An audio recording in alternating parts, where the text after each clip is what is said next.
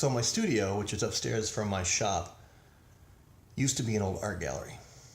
So it's a really cool space. It has huge high ceilings, cool hardwood floors, but all the light switches are hidden and there are no closets at all for me to hang anything in. So today I'm going to make an old style garment rack to hang my jackets on so I have some place to hang them, because right now I just pile them on the floor. I'm going to style it after this old 1950s oak coat rack that I got that used to be at Chevron corporate offices.